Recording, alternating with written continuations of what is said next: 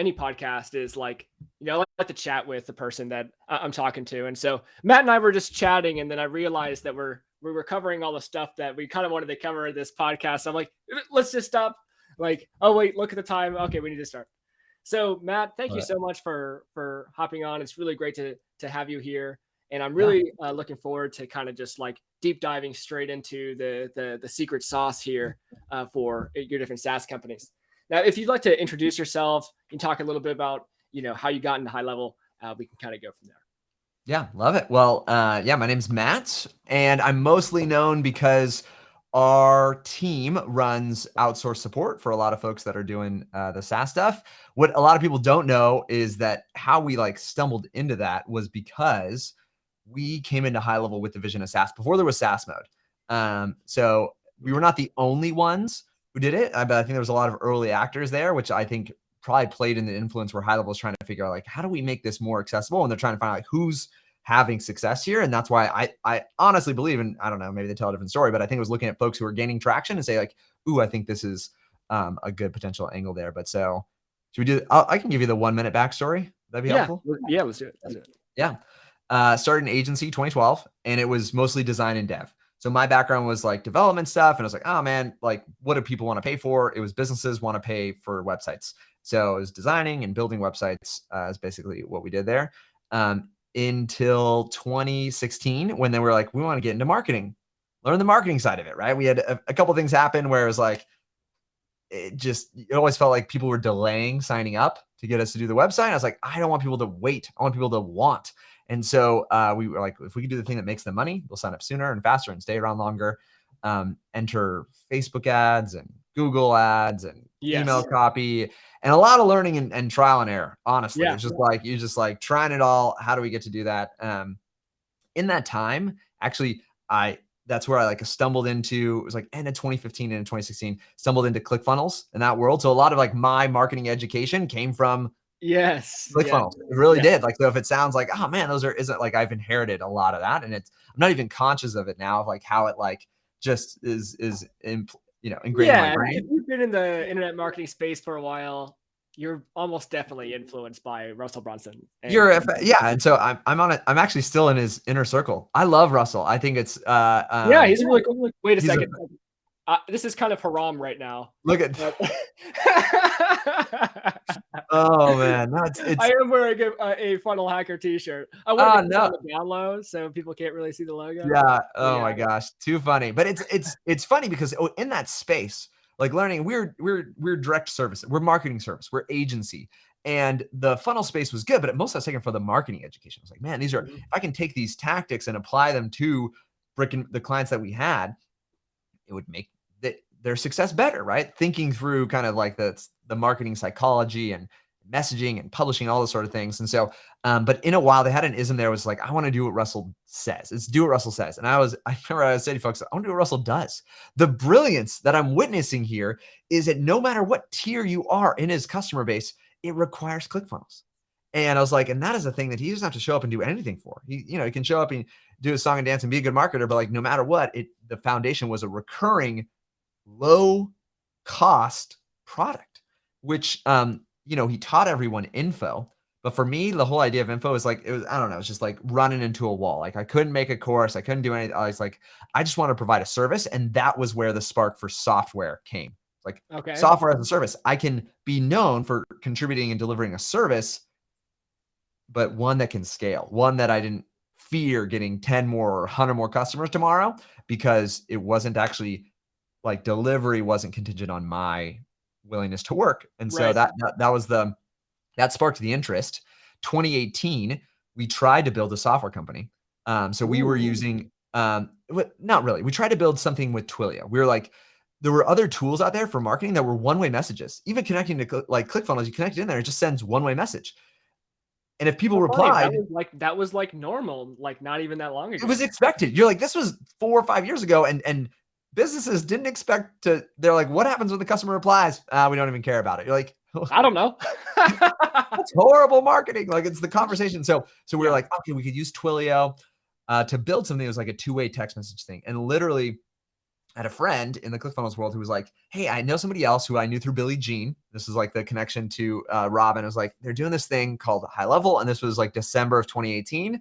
And so January, it was like right on the top. January, I remember she sent me the page. I'm like going to sign up. And I was like, this looks sketchy.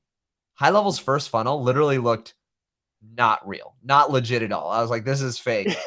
And on the sign up page, they had like, have any questions, call this number. So I called the number. I was like, I was literally like, I think this is like, they're stealing my money. Like, yeah, I literally thought scam.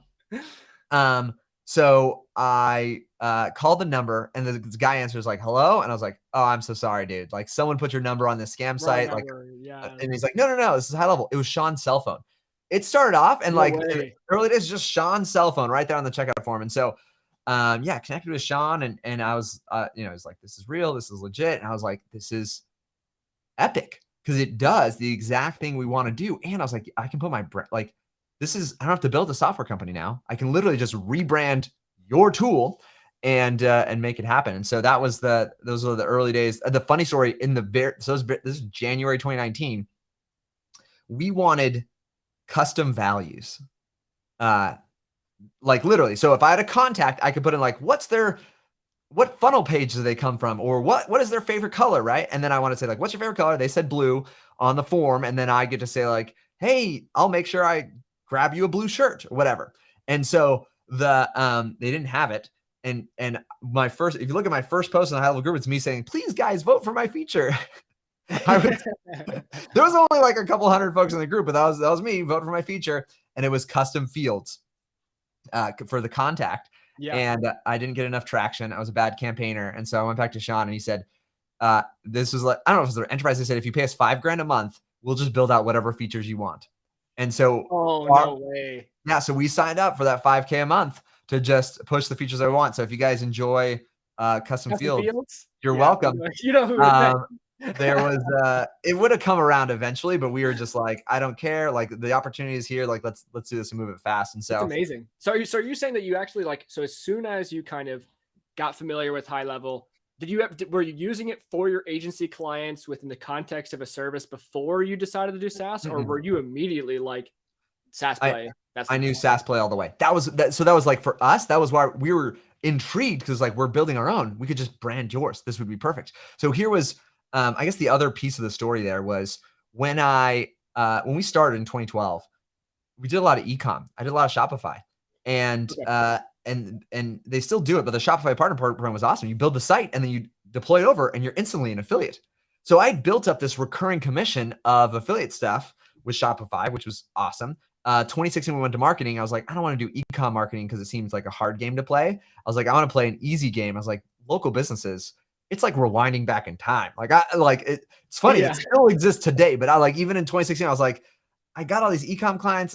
I don't want to deal with them. Let's do if I take the same principles we use for like conversion rate optimization for e-com and I put that on like a hair salon, they're going to crush. And it was just easier. There's low competition. So I built up this recurring affiliate commission. And 2018, I forget what year Shopify went public, but this happens. Companies go public. What do? They redraw the lines. The first ones they kick out any of your affiliates because it's like someone comes in, they're like, I got a great idea for how to improve the profit of the company. Just kick out all the affiliates. And so that's kind of what happened. 40% more. Yeah, literally. So they redrew the lines and one day in it was like September, October of 2018. And all of a sudden, usually hit like 15 a month. And I think it was almost 100. It was like 100K a year in commissions. Nice. Just gone. And that's rough. And so, and then I was like, you jerks. Like I'd been referring your company this whole time and we've been doing other stuff, right? So now in the services, we're doing the marketing. So 2016, 2018, we would say, okay, sign up for ClickFunnels. I was doing the ClickFunnels affiliate thing. Sign up for, what were we doing back then? It wasn't active campaign. We had like a CRM or something, or like anything, ConvertKit, like anything that we could, but we had an affiliate link for everybody. So I'm an affiliate link. I'm like, okay, cool. I got the Shopify one over here. I'm going to add like all these other things. It's going to be great. And that was my, whatever retirement plan. Shopify goes away and I'm like, oh no, it's a trap. Like Yeah. I have to own the software, because if I had recommended the ball to my software, they would still be there. Yeah. And so that was the motivation coming in. So we come into HighLevel, and that's kind of how we launched. So we took a couple months working with them and like building the fields. We got it, and then we basically said, hey, we couldn't cancel ClickFunnels. There wasn't a funnel builder at first, but we could cancel the CRM, the email, the text message was like the 3. And so between the other tools that we were referring, it was costing them, a few $100 a month. And so we said ours, we launched it at $197. Mm-hmm. And we basically positioned like, hey, we found this new software. It saves you money. It puts it all in one place. There's no reason why this is going to make your life easier. It makes everyone's lives easier. You save money, and we'll do free migrations. And so that's how we launched. And that was for, is this Dominate Local? That's the name of it. Yeah. So there's been an evolution. So as we were talking about beforehand, when we first launched, and this is helpful if anybody's launching, like people like dread over the name. The name, what do I name it? All these things. Seriously. And it doesn't matter at all. It matters nada. So the first name we launched with was called Dewey. Like it was just a made up word. It was just like, I'm not even gonna worry about it. The domain's acceptable. Let's go and do it. And that was fine. And for me, it was like, it was instant. It was just awesome to have low ticket recurring, even $197 a month. We had almost 300 users, and you're just like, this is phenomenal. I love this. I love HighLevel. But that's what, like, for us, we're like, this is cool. And I was like, oh no, the software needs support. And so that's literally what catalyzed it. It was like, oh gosh, we gotta find a way to do this for ourselves. And that's what we did. And so we had literally hired like a few folks on the team to do this. They were just running internal support on the software side of it. And so I want to pause you just for 1 second. When you first started, I know you had mentioned something about like a hair salon or something like that. Yeah. Do you have a niche, or were you kind of just doing? That's great. We were not. I tell folks this now. You can compete on proximity. It's great. Like you look at although I've learned in different spaces, sometimes it's easier. The rule is the more focus you have, the less energy it takes to get whatever the result is. Right. And so if you imagine this, like hypodermic needle, and you're like, okay, how much energy does it take to break the skin? Like not a lot, right? There's a little bit of pressure and it's going to do it. Right. You pick coffee mug, and you're like, not very focused. It's going to take a lot more energy to have that impact. Mm-hmm. And so it comes down to focus, but you can create focus in many different ways, right? So for us, we thought it was like, we're just pitching our existing clients.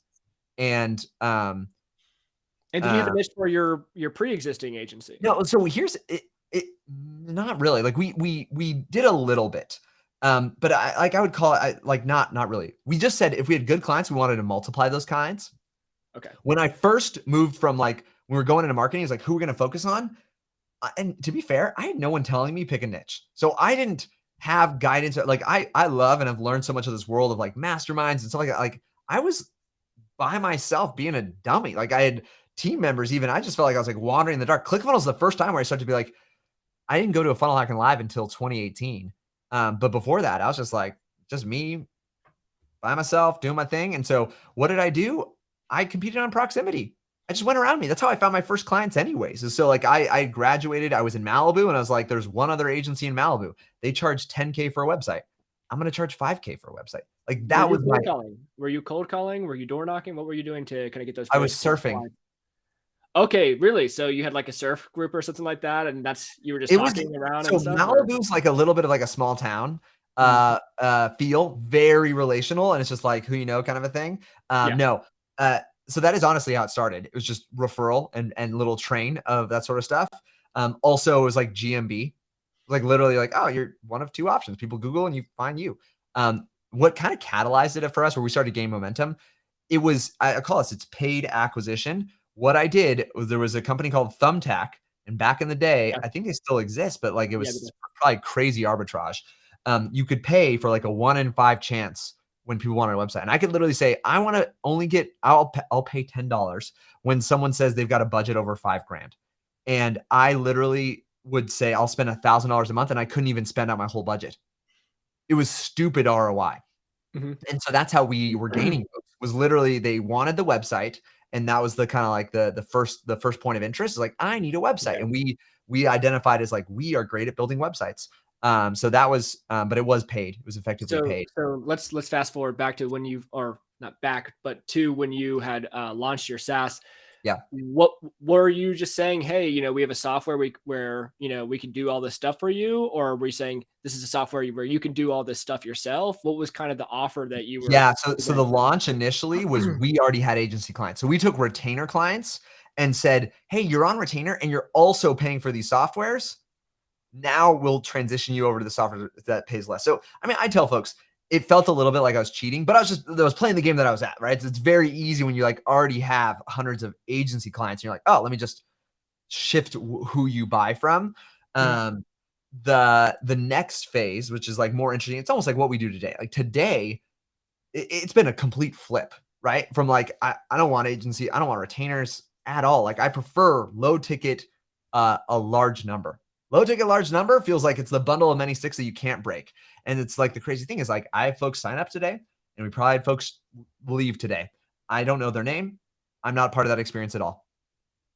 And so we just make sure we do good enough marketing and good enough customer support that you have like a positive churn, net positive churn, like you're growing over the month. But I don't care. I mean, I do care about these measures, but like hypothetically, if you're like, I gained 50 and lost 40, you netted 10. But if I gained 50 and lost 40 and I didn't have to do anything about it, right. Like it's a great experience. So now you said that you moved away from offering agency services. Do you offer any right now within your SaaS? Yeah. So there's two that we do that you could call agency services. And so this is the pyramid that we built. So one is kind of like a SaaS, but it's Zappy Chat. So we ascend folks into managed booking, right? But we do it with a bot. So we run it for ourselves. And for that, it's like we just literally run to them. The service is someone to book the appointments for you. Any inbound leads, they're going to like drive the conversation and book the appointments for you. You can do that now with workflows and maybe a little bit of like AI, right? Do you tell them that it's Zappy Chat, or is that just what the product is? Okay. No. So what you're giving them is AI booked appointments. Is that what you're saying? Yep. Do you tell them that it's AI, or do you just say that it's booked appointments for you? Managed booked appointments. Yeah. We don't even say it's AI. But you're using Zappy Chat in the back end. We use Zappy Chat on the back end. So that's one. So for us, what we find is there's kind of like, there's three big problems I'd say like every brick and mortar business is dealing with if they're not at the scale they want. One is people looking for them, they can't find them. They're just best kept secrets. Two is people find them, but they're ugly. They're unattractive or they're inaccessible. And three, people reach out to them and they just ghost them, right? Like the business ghosts the prospect. And that could be for an hour, it could be 2 hours, could be 2 days or 2 weeks. But you take so long to get back to the customer that they feel like you ghosted me. I'm going to go find someone else. And so those are the three kind of core problems that we tell our prospects and that's we kind of solve with. And so we lead with visibility. How do we use the software to improve visibility? You've got stuff like Yext, literally like Yext and review campaigns. It's basically what we do to help people show up more. Okay. And that's how you manage, because right now Dominate Local is still, okay, well, it was Dewey, but now it's Dominate Local, right? Dominate Local is still a general kind of SaaS. It looks like a service business. Yes, it does. But is it's still servicing pretty much everyone. Is that correct? Still general. We literally run ads. The way that you're doing that, small business. The way that you're doing that is that your product is actually really simple. Yeah. You're saying there's like Yext and reviews for that front end. Then do you, in the funnel, actually, no, I think that you do for Dominate Local, you actually do sales calls. On that call, are you doing like, are you pitching Zappy Chat on that call, or is it after you sign up for software, then 3 months later? So it's 30 days. So our play right now is we sign up, which I've told, I think this is a good play. If you want it, helps with the cash flow. So we sign up and we just get them to commit to the first month. That's it. Which technically every month-to-month service is you're only committing to 1 month. So we don't even tell them you have to sign up for 12 months. We say just sign up for 30 days. And in 30 days, we're going to check and see how it went. This allows you to increase your price because they're no longer thinking of this as a 12-month decision. They're thinking of this as a 1 month decision. And that shorter time frame, you'll actually spend more.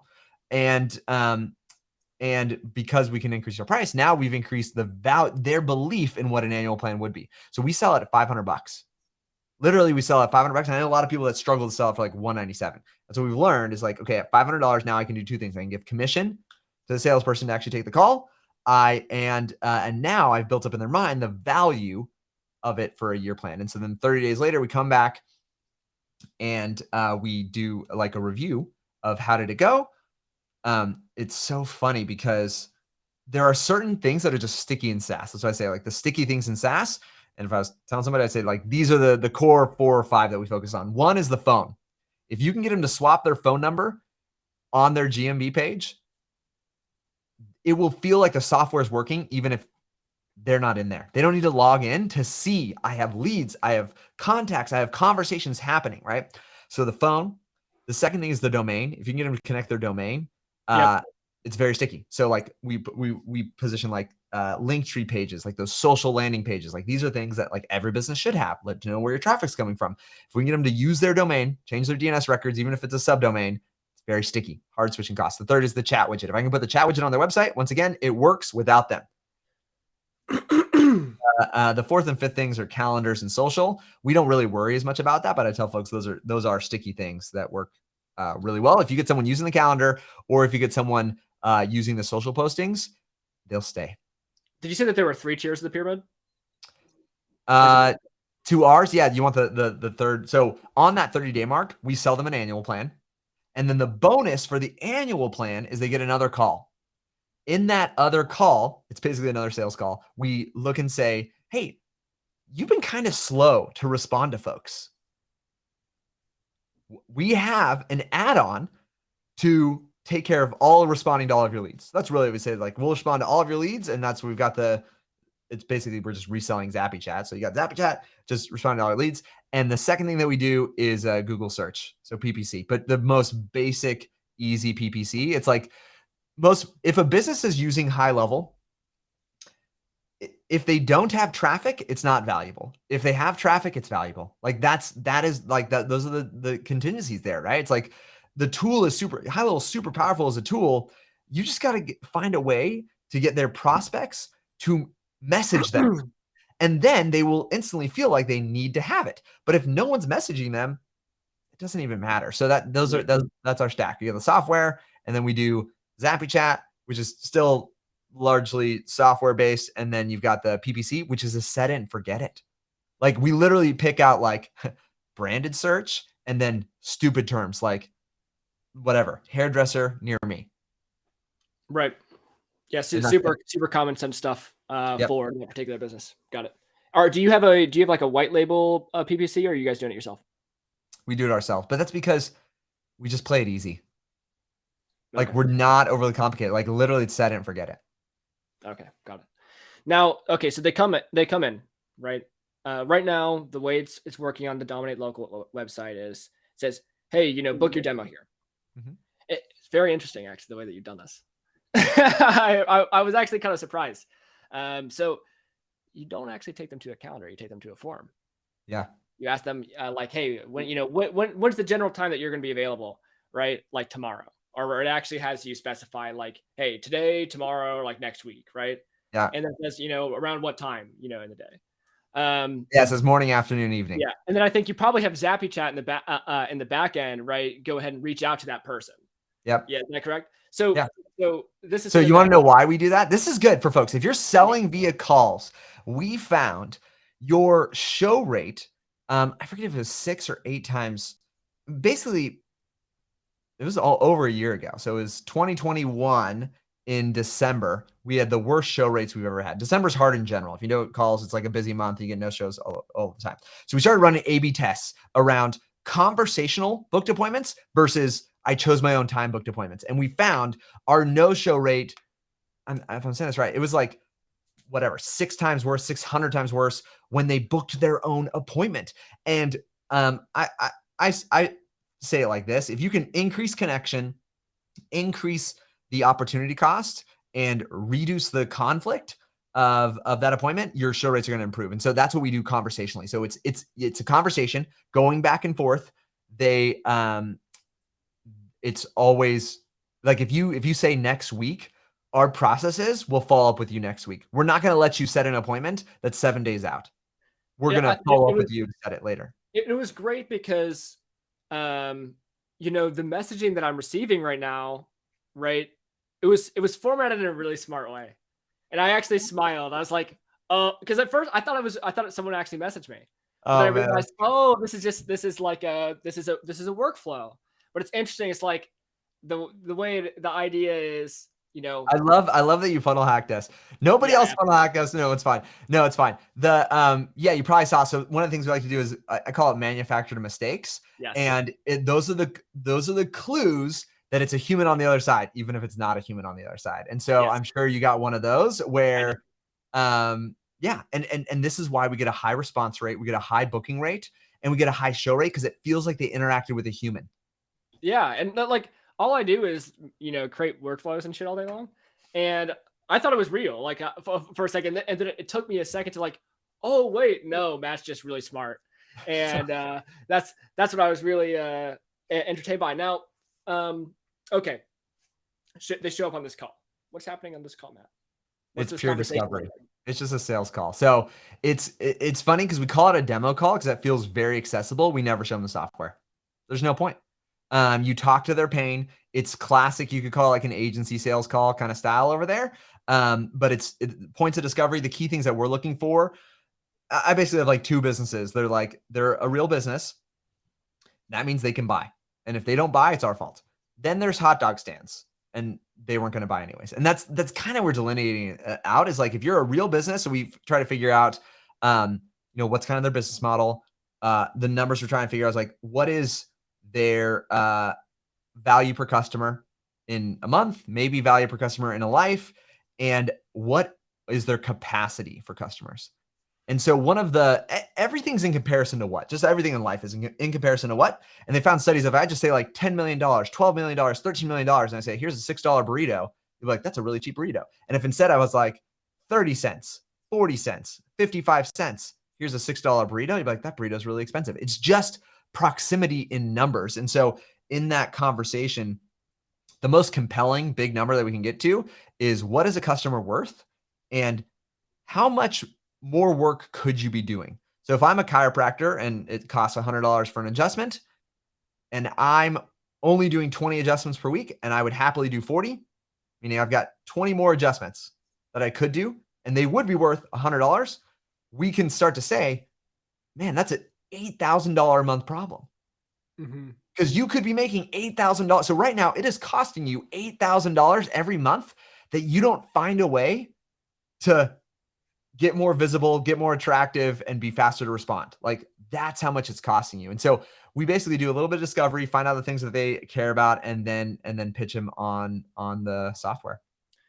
Okay, so I have a question. Yeah. You mentioned earlier, Dominate Local kind of looks like a service website, right? Yeah. And then you just told me that you don't even talk about the software at all on this call. Are you Yeah. pitching a software on this call? Do they know that it's a software? Do they use the software?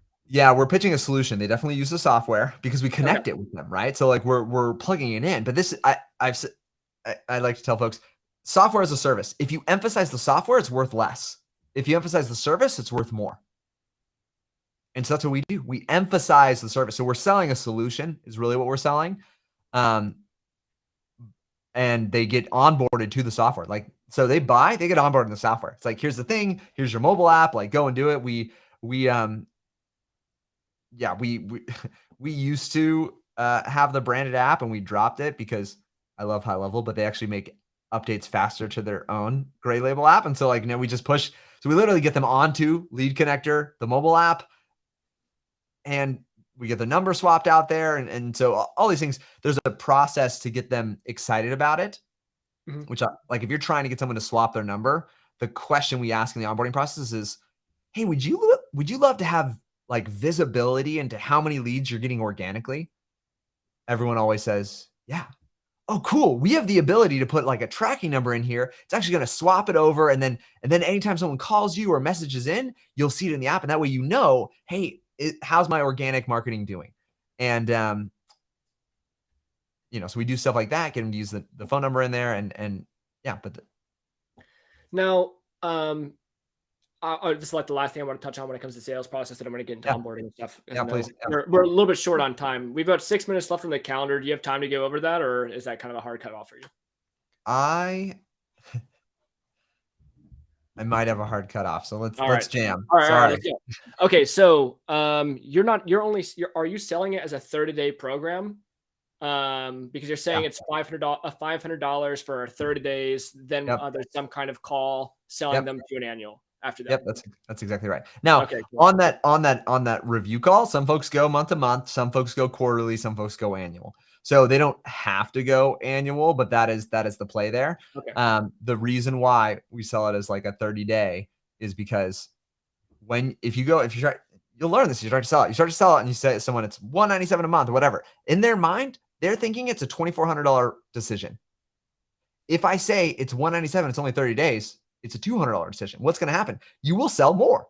And we know it's sticky. The claws are in there. The software gets them going. Once they experience it, then it's like, you want to leave or you want to keep going? And then it's like, well, if you're going to keep going, you may as well do the annual plan. Okay. And so that's we're, the play. we're short on time. So let's go to the next thing really fast. Yep. Someone signs up. How are you onboarding them to make sure that they have the maximum amount of success? Yeah. So we do onboarding calls. And those are the things that we're focusing on is phone number connected. Like that's GMB page connected. If we can, we want to go as sticky as possible, get access to the website. We'll put the chat widget on there. So we present it all almost like a bonus. It's like they sign up for one thing, basically Yext, but, and we make sure that's, you got details and stuff like that running. All these other things like, hey, I got this cool thing. Would you want to do this? I know you don't have a chat widget on your website. Would you like, we'll just put it on there. Like, don't even worry about it. Right. All these things, just put the clause in and also make it easier to show results. Okay, cool. So is there any additional education that you're giving them? What kind of documents are you providing for them? Is there any structured education after they've onboarded, they've done that call with you? How do they become power users in your platform?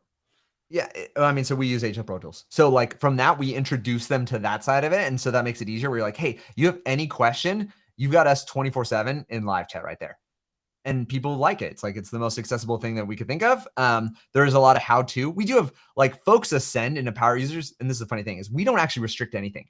We sell them on a very focused, it'd be like if you went into Calendly and you're like, oh my gosh, Calendly also does automations. How cool. No one's like mad if Calendly all of a sudden actually also had it. But if you bought into like, I just need a calendar focus and you're like, oh, this is cool. What's around this corner? It just feels like Easter eggs all over the place. And so that's kind of what our process is. But then when they go there, they have the educational bank and they can refer to that. Amazing. My next major question is, so I'm not really going to bother too much on support because you're going to say HL Pro Tools does all your support. Yep. That's it. And HL Pro Tools is awesome. I'll probably drop my link down okay. in the description below here after we're done with this. So when I do have what I believe to be a really important question, what do you do when someone tells you they want to cancel? We let them cancel. You let them cancel. Is there any kind of like saving process that you? Yeah, there is. So this is the fun part about like the stick here. If they're actually canceling, we do have a cancellation form. It's just good to get the data of like the reasons on that. But so we had the team brought this up to me the other day because it's like a perfect example of this where they wanted to cancel and the team says like, okay, awesome. Just want to confirm you want to lose access. So they sent screenshots. So they take screenshots of the conversations that are happening in the app. So that's why our key, I told you, like in order of like, what are the sticky critical things you can do? If you can get their GMB number swapped out to a tracking number, the software will feel valuable no matter what. So that's our process. We send them screenshots of the conversations and guess what happens? They're like, oh, no, keep it. And this is usually it's because we do annual plans. So it's like a year later, they've kind of already forgotten, but they get the reminder, hey, you're about to be charged $5,000. And they're like, oh no, I don't want this anymore. I'll cancel it. We then say like, just want to make sure you're going to lose access to this. And it's conversations with their clients. And they're like, oh no, I definitely want to keep that. And so that's our process there. But if they're like, I don't care, just cancel it. Yeah, we just let them cancel. Interesting. Well, I know that we're a little bit short on time. I would actually like to do a part 2 at some point. I feel like you want to do a part 2? I feel like some more stuff to cover. For those who are watching, Matt actually owns multiple SaaS companies. And so I have a lot that, we could potentially unpack if we were to have a second session. So if you do want a second part, I really recommend go ahead and just comment down below. Let us know that you want a second part, and then we can put something together to kind of cover like another one of his SaaS companies. Also talk about HL Pro Tools, how he scaled that, and kind of go a little bit further. I'll leave it off with one question. So, and I always ask this: if you were to give 3 pieces of advice to someone who was trying to launch a SaaS company, what would those 3 pieces of advice be? Go as close as possible. I mean, by proximity of your network or literally geography, and cash flow this thing as fast as possible. So don't get stuck trying to perfect your niche or your brand. Like, go out and cash flow as fast as possible is my first point that I would say. The second thing is, like, get used to imperfect action. I've seen folks like, you were going to make mistakes. I'm telling you, like, we launched this thing, brand that was so stupid, but I didn't worry about it. I was like, if I can get, you know how hard it was to transition them over to the new brand name? Not hard at all. Everybody who used Integromat is now using Make. They don't care. And we care. They don't care. So, try to get used to that imperfect action. And then I think if you can shortcut the process, there's 2 parts to this. There's education, and then there's kind of like accountability. I think those have been the secrets for me, is education and accountability to short. Like, I'm telling you, for like, if I look at, it's been over 10 years now, but you like, man, where did it really start kicking off? Probably like 3 or 4 years ago, when honestly part of like the high level into that space, but it was around education and then accountability to take action on that is what I'd say I'd be looking for. Matt, thank you so much for hopping on. We're definitely going to schedule a second part and deep dive even further into all this. I really appreciate you kind of hopping on and sharing the wisdom, bro. Yeah, I love it. It was fun. Thanks for having me. Absolutely. Have a wonderful rest of your night. Okay. Yeah.